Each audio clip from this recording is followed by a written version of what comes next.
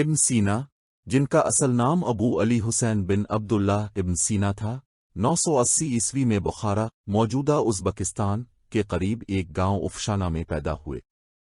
وہ فلسفہ، طب، ریاضیات اور سائنس میں اپنی گہری تحقیق اور مہارت کے باعث نہ صرف اسلامی دنیا میں بلکہ دنیا بھر میں مشہور ہوئے۔ مغربی دنیا میں انہیں ایویسنا کے نام سے جانا جاتا ہے۔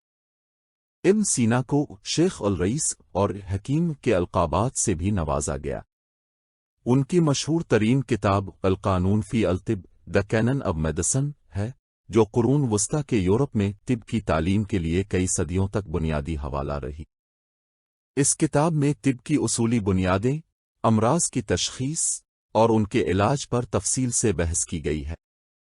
اس کے علاوہ ان کی ایک اور مشہور کتاب الشفا، دی بک آف ہیلنگ ہے، جس میں فلسفہ، منطق اور سائنس کے مختلف موضوعات پر لکھا گیا ہے۔ ابن سینا کی زندگی کا زیادہ تر حصہ تعلیم و تدریس میں گزرا، اور انہوں نے مشکل حالات اور جلاوطنی کے دوران بھی اپنی علمی سرگرمیوں کو جاری رکھا۔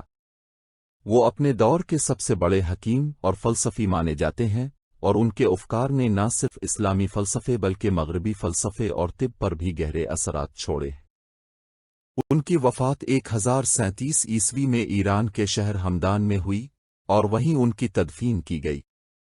ابن سینا کی علمی خدمات آج بھی جدید طب اور فلسفے میں ایک بنیادی حیثیت رکھتی ہیں، اور ان کا علمی ورثہ ہمیشہ یاد رکھا جاتا رہے گا۔